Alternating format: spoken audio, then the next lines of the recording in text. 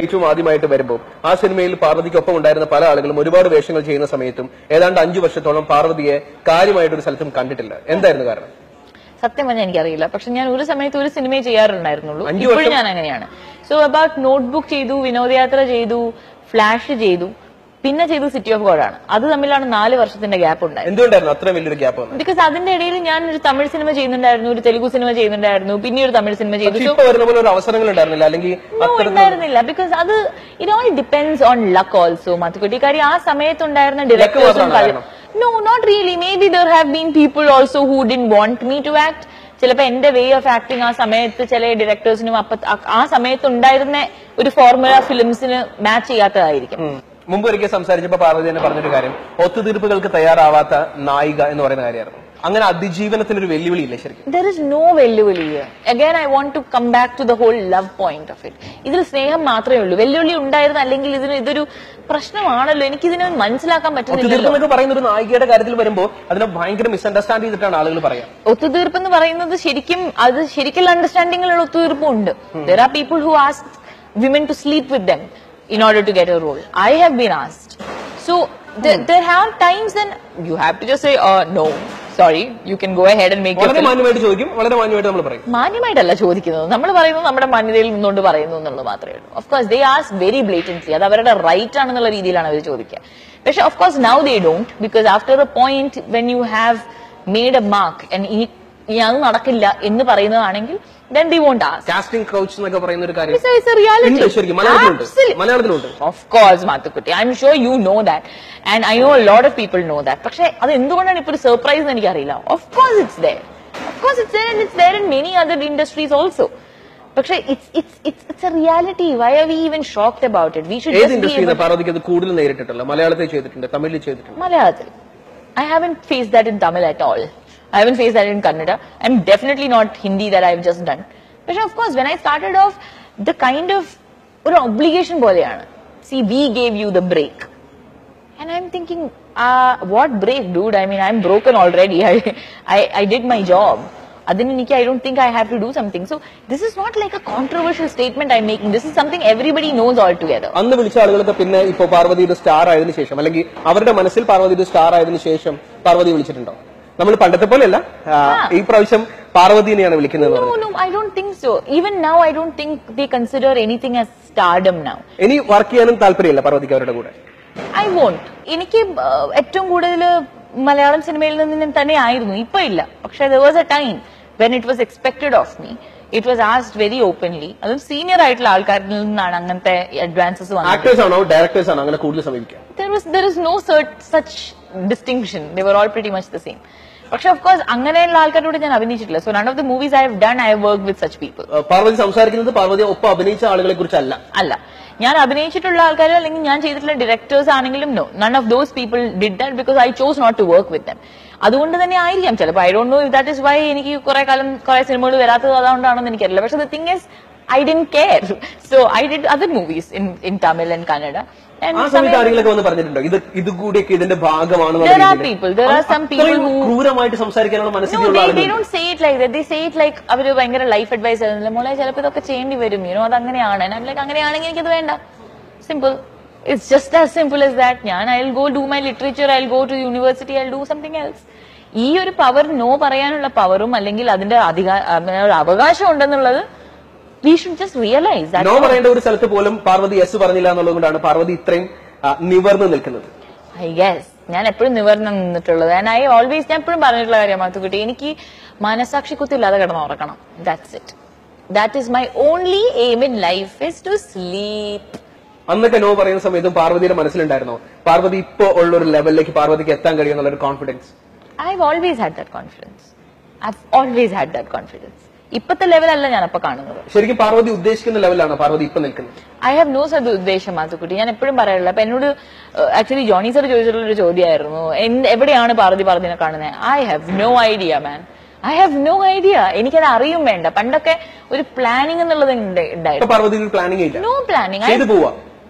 ഒരു പ്ലാനിങ് ഇല്ല എന്നുള്ളതാണ് എന്റെ ഏറ്റവും വലിയ പ്ലാൻ എന്ന് ടെസ്സ പറഞ്ഞിട്ടുണ്ട് ചാർലിയിൽ. ഒരു പ്ലാൻ ഇല്ലാതെ എങ്ങനെ ജീവിക്കണം എന്നുള്ളതാണ് എന്റെ പ്ലാൻ എന്നുള്ള പറയുന്നത്. It's not like that. എനിക്ക് ഒരു പ്ലാനേ ഉള്ളൂ. I just want to do films. സത്യസന്ധമായിട്ടുള്ള ജോലി ചെയ്യുക, തിരിച്ച് വീട്ടിൽ പോവുക. ഇത്രയും ട്രാൻസ്പെറന്റ് ആയിട്ട് സംസാരിക്കുമ്പോൾ സ്വാഭാവികമായിട്ടും ഭയങ്കര ഒരു ഹൈ ആണ്. തൊലിക്കട്ടിയുള്ള ഒരാളാണോ തൊലിക്കട്ടി കുറവുള്ള ഒരാളാണോ? നല്ല തിൻ തൊലിയാണ്. ബിക്കോസ് എനിക്ക് പെട്ടെന്ന് വേദനിക്കും, പെട്ടെന്ന് ഹേർട്ട് ആവും, പെട്ടെന്ന് എനിക്ക് സ്നേഹിക്കാൻ പറ്റും. പക്ഷെ ഇങ്ങനെ തിൻ സ്കിന്നുള്ള ആൾക്കാർക്ക് സ്നേഹിക്കാൻ പറ്റുള്ളൂ.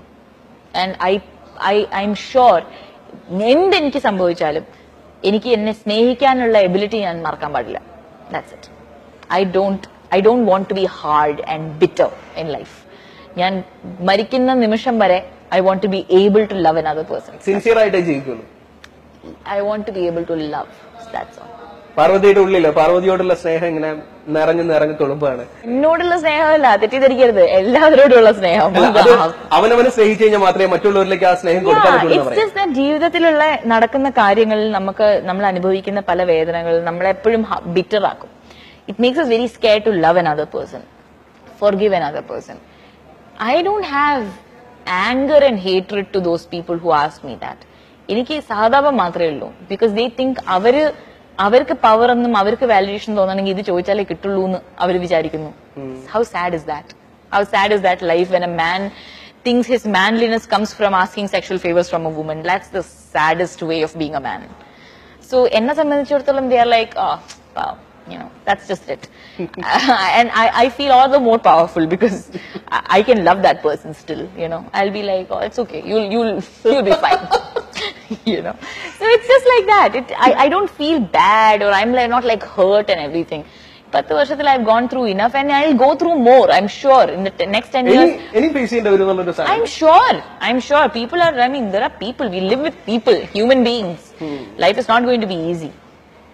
ഓക്കെ, എന്തായാലും പാർവതി ഒരുപാട് സന്തോഷത്തിലെ കാര്യങ്ങൾ നമ്മളുമായിട്ട് ഞാനിങ്ങനെ പേടിച്ചിരിക്കുന്നു. അവസാനം ഞാനൊക്കെ വിചാരിച്ചു പാർവതി ഇന്റർവ്യൂ ഇങ്ങനെ ഇറങ്ങിപ്പോയി കഴിഞ്ഞാൽ ഞാൻ എന്ത് ചെയ്യും? അപ്പൊ ഞാൻ വിചാരിച്ചു ഏതെങ്കിലും ക്വസ്റ്റ്യൻ ഒക്കെ പാർവതിക്ക് ഇഷ്ടപ്പെടാണ്ട് വന്നിട്ട് ഇത് പെൺപിള്ളേരോട് ചോദിക്കേണ്ട ചോദ്യങ്ങൾ മാത്രമേ ചോദിക്കുന്നുള്ളൂ, ആമ്പിള്ളേരോട് ചോദിക്കേണ്ട ചോദ്യം.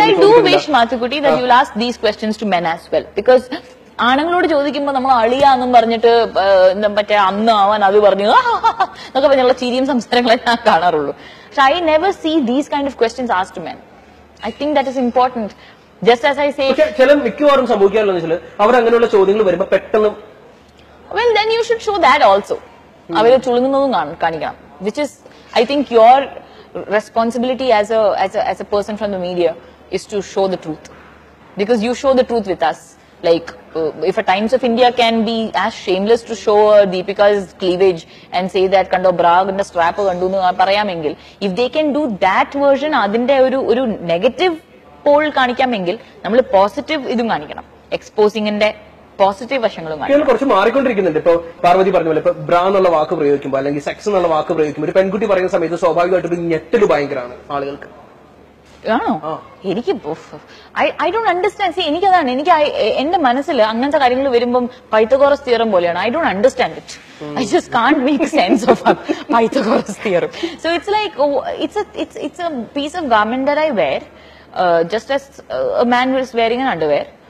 I am wearing a bra. Simple as that. അതിൽ എനിക്ക് ഒരു എക്സോട്ടിക്കും അയ്യെന്നൊന്നും എനിക്ക് തോന്നാറില്ല. But anyway, coming back to the point is that ask men the same questions that you are asking me.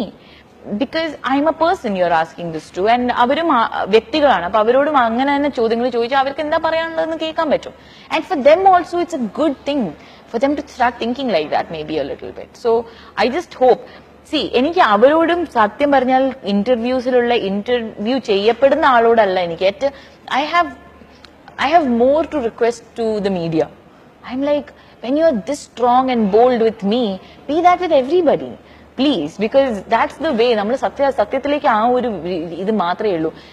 നിങ്ങളുടെ കയ്യിലുള്ള പവർ നിങ്ങൾക്ക് മനസ്സിലാകാത്തതുകൊണ്ടാണ്. Because you have the power to get TRP rating പോവാം, വ്യൂസ് കൂടാം, you can get so many things done. But you should know that every single 14 വയസ്സ് puberty hit ചെയ്തിട്ടുള്ള boy and girl are watching such shows. And you can change their life. You can change ഒരു entire സമൂഹത്തിന്റെ കാഴ്ചപ്പാട് മാറ്റാനുള്ള power എന്നേക്കാളും ഏത് ആർട്ടിസ്റ്റിനേക്കാളും കൂടുതൽ മാധ്യമത്തിലാണുള്ളത്. And that is why I'm scared of you guys and I love you guys, but for what you do. എന്തായാലും പാർവതിയുടെ interview almost തീർന്നു. TRP കൂടാൻ ചാൻസ് ഉണ്ട്, വ്യൂസ് അതെ. ഞാൻ എന്താ കാസ്റ്റിംഗ് കൗച്ച് മലയാളത്തിൽ ഉണ്ട് എന്നുള്ള ടൈറ്റിൽ ഇട്ടാൽ മതി. പാർവതി പറയുന്നു കാസ്റ്റിംഗ് കൗച്ച് മലയാളത്തിലുണ്ട്. Yes, okay, done. മഞ്ജു ചേച്ചി വന്നു. ഇറങ്ങി കഴിഞ്ഞു.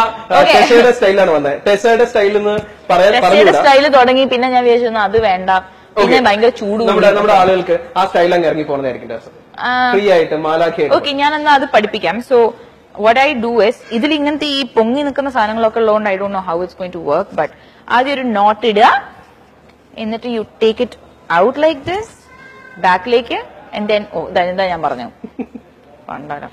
So then you do this, and ബാക്കിലൊരു കെട്ട് കെട്ടിയിട്ടില്ലേ, that you just pull it and hopefully you have a style. വൃത്തികേടായോ? ഇല്ലല്ലോ, എന്തൊക്കെയോ വൃത്തികേടുണ്ടെന്ന് തോന്നുന്നു. And then you can, if you want, you can just pull it in. ഒന്നും കാണുന്നില്ല, അതുകൊണ്ട് എനിക്ക് അവസാനം ഇതൊക്കെ ആയിരിക്കും നിങ്ങൾ പ്രോമോയിൽ ഇടുന്നത് മനുഷ്യനെ ഇത് ചെയ്യാൻ. Right, that's it. സത് ശ്രീ അകാൽ. Thank you Bhagavathi. Yes, let me just see how I look.